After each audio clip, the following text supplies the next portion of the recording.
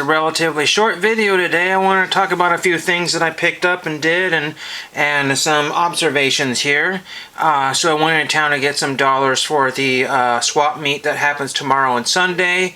I'm not looking for anything collectible necessarily. I want to go and see if I can find any kind of usable things and maybe some other stuff that's can be repurposed. But today, after I went to the bank, I went to the thrift store and bought something just to be polite, and that gives me access to the free box. That's not their rules, but that's my rules technically.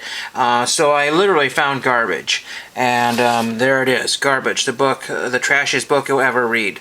It's a really neat scholastic book. Talks about, and this is kind of what's going on today.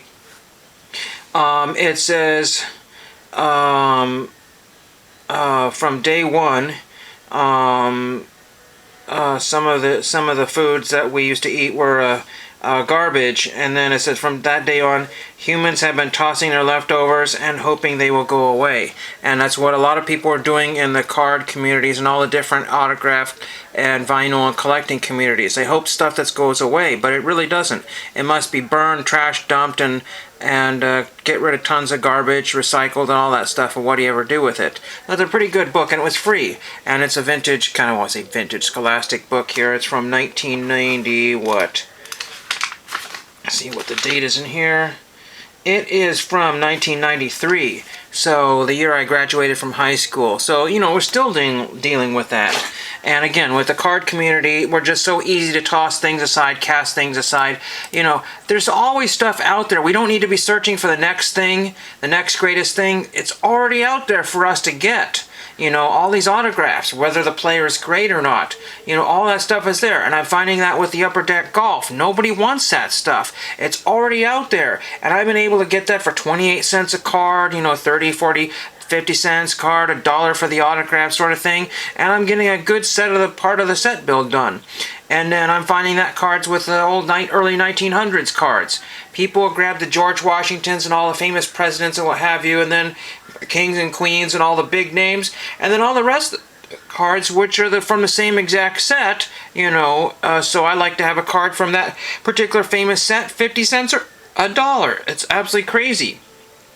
And the next book I got out of the free box here is completely garbage as well. And this is a Bill O'Reilly book here, okay? He's just fallen off of the face of credibility anymore.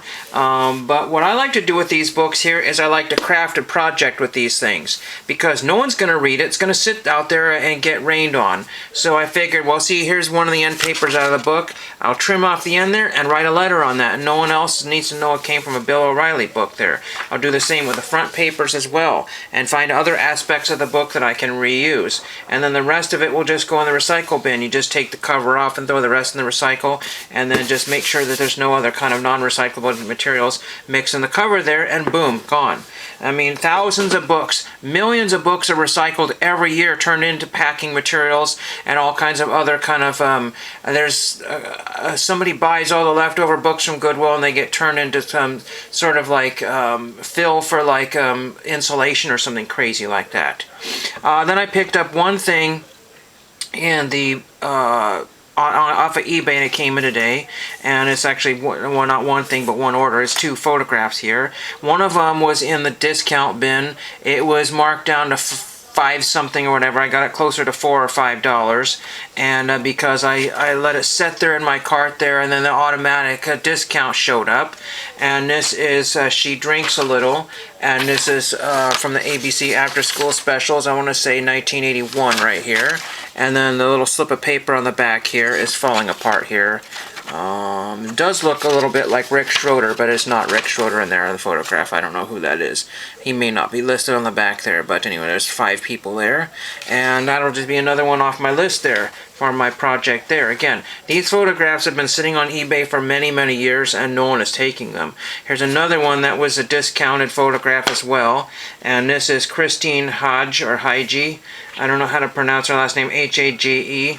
I haven't heard that, but anyway, there's Howard Hessman. This is from season 1, I can just tell. the way he's all set up there. That's from season 1, and I think that's a very cool picture, and that goes in my head of the class type of collection there. That'll go in with, I have some scripts from the show, and maybe I'll just slip that into one of the scripts there. It's very cool. And here's the back of it here. It's actually printed on instead of a separate piece of paper there with the ABC information on there. This is a 7x9 like the other one was. 9 times out of 10 these are 7x9s. There are a few that are 8x10, but again, these are things that have just been sitting on eBay for next to nothing for a long time, and that would make a great framed print if somebody so wished to do that without having to reinvent the wheel. That's, again, unfortunately, reinventing the wheel is a lot of what the YouTube community is all about. You know, people are like, have been pillars of the YouTube community for a long time, but then people are looking for the newest people that they can vote for, you know, and not like the people that have been there for everybody and helped out everybody over the years. They're looking for somebody new. And then when there's like a new sports card radio type of, you know, channel that shows up, you know, with all the dirt on the next group of card collectors, or they have this and that and the other thing there, then everybody runs off to them, and they become the new big thing. Well, you already have all the people and the information you need right here, you know, and then they start to lose their viewership and everything.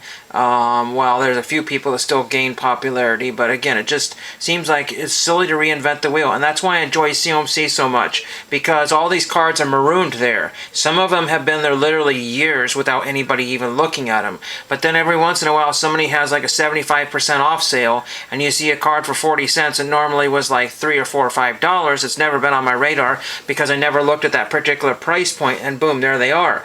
And that gets me on my quest to start or finish my set. That's where I finished off my Bundesliga set, the team set there.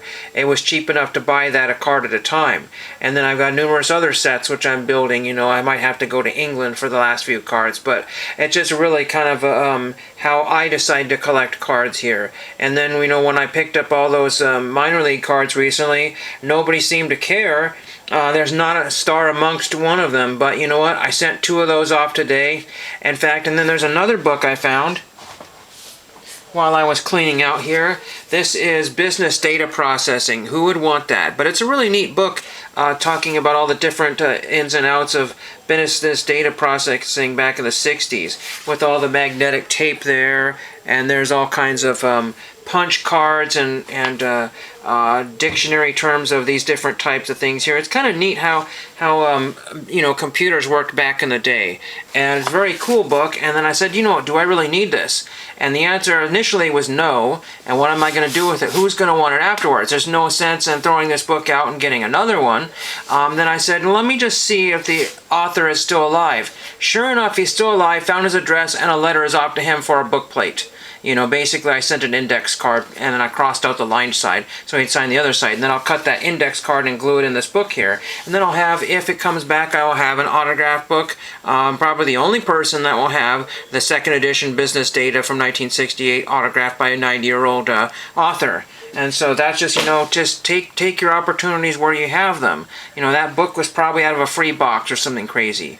You know, I mean, there's just no sense, and there should be no shame in shopping in the free box. Because what this thrift store does is that when they get new books in, then they take the old books out and throw them on the shelves. And funny enough, there was a really nice book that I donated that was on the, it was like TV's Top 10. It was all about 70s celebrities, and I almost picked up my old book back, but I didn't really need to do that. Anyway, I just, like I said, I grabbed the one book just for project materials and then the other book to read, and then that one hopefully will get a book plate in it soon. I miss all my friends that do the book plates on YouTube, but unfortunately they have fallen by the wayside. But again, that's another aspect of collecting that just gets cast off. You know, book collecting is very similar to sports collecting because you're doing autograph and getting it a custom or an honored autograph that you glue in the book or directly on the book if you so choose to send out the book. I didn't want to send out the book here because media mail each way is, you know, $4 or $5 just for one book even, and I didn't want to do that. But that's what I have in for today. Like I said, tomorrow I'll be heading off to a swap meet, hopefully, and I got 2 nice additions to my collection. Again, it was only about $10 spent plus shipping, I think is what it was for these 2 here. I can't even give you an estimate of how many photographs I need for my after-school specials, but we will get to that when we can get to it, and thank you for watching.